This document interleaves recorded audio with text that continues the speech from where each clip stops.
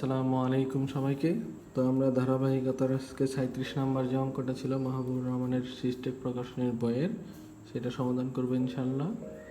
তো আপনারা আগের ভিডিওগুলো চাইবো যে ধারাবাহিকভাবে দেখেন, তাহলে ইনশাল্লাহ ইজি মনে হবে। না হয় হুট করে দেখলে হবে কি সহজ জিনিসটা একটু জটিল হয়ে গেছে, তো আসলেও তো জটিল না। তো আমরা জানি প্রথমে সরলীকরণের হয় কি সূত্র বলতে আমরা ওই যে হোল নোট, ওই লাইনে হোল নোট আছে কিনা বা কোনো কিছু সেই জায়গা থেকে সূত্র প্রয়োগ করি আমরা সাধারণত। তাইলে এই লাইনে কি হোল নোট আছে? নাই। তাইলে আমরা দেখতে পাচ্ছি কোনো সূত্র হইল না। 2 নম্বরে আমরা জানি গুণ।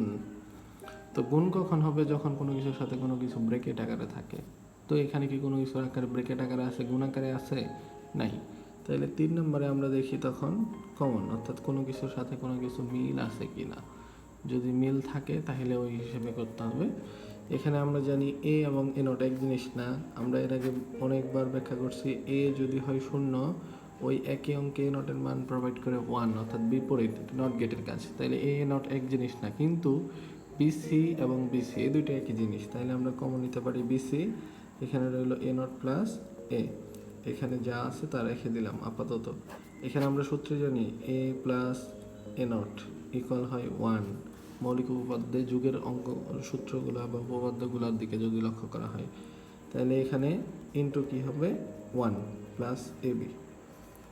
এখানে তাহলে হইল কি এই অংশ যদি আমরা কাজ করি, তাহলে এখানে আমরা দেখতে পারতেছি যে হয় বিসি প্লাস এ বি।